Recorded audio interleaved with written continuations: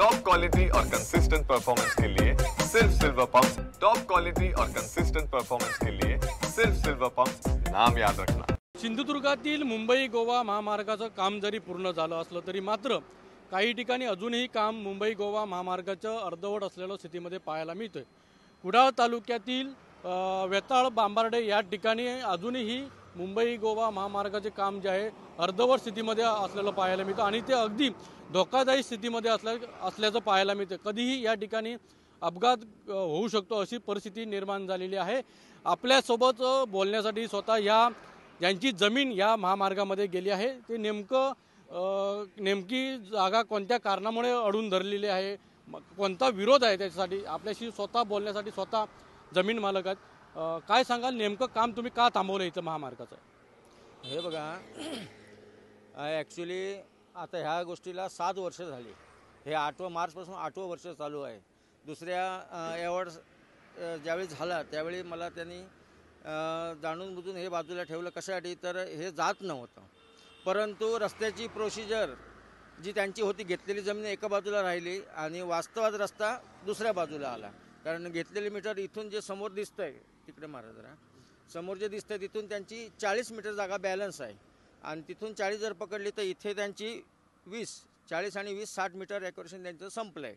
त्याच्या अतिरिक्त जे आता ते 10 ते 12 मीटरने बाहेर येत आहेत त्याच्यामध्ये माझ्या 2 वास्तू आहेत। एक तर त्यांनी मला मोबदला द्यायची प्रोसिजर करायची नसल्यास त्यांच्या असलेल्या जमिनीत त्यांनी रस्ता न्यायचा।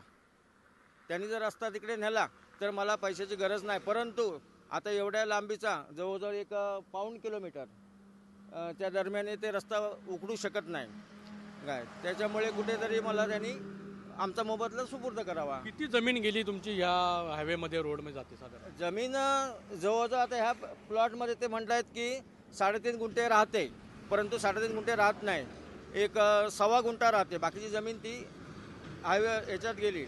परंतु त्याच्यात माझ्या 2 वास्तू आहेत माझ्या, एक वर्कशॉप कारखाना आणि एक माझं राहतं घर। पण एक हायवे प्राधिकरणाला हे असेही पण अधिकार आहेत की जिथे बांधकाम झालं नाही, म्हणजे हायवेचं बांधकाम झालं त्या ठिकाणी ते कायदेशीररित्या वापर करून ते बांधकाम ते करू शकतात, म्हणजे हायवे करू शकतात पूर्ण, असे पण अधिकार आहेत। काय सांगाल? जी राहती वस्तू आहे, असा कुठला कायदा आहे की राहती वस्तू तोडायची आणि रस्ता न्यायचा? असं नाही। तुम्ही पहिलं ॲक्युरेशन करा, ती वास्तू विकत घ्या, नंतर तुमचा रस्ता करा, सरळ कायदा आहे। नक्कीच यांची एकच मागणी आहे की तुम्ही ॲक्युरेशन करा आणि इथली जो महामार्ग आहे किंवा इथला जाणारा रोड जो आहे तो पूर्ण करा आणि आमचं जे काय मोबदला असेल ते आमचं द्या आणि महामार्ग पूर्ण करा, अशी मागणी ह्या प्रकल्पग्रस्तांची आहे। त्यामुळे याकडे प्रशासनाने, हायवे प्राधिकरणाने वेळीच मार्ग काढून हा कशा प्रकारे महामार्ग पूर्ण होईल आणि अपघात कशा प्रकारे टाळता येईल याकडे गांभीर्याने लक्ष द्यावं। अनंत पाताडे, TV9 मराठी, सिंधुदुर्ग।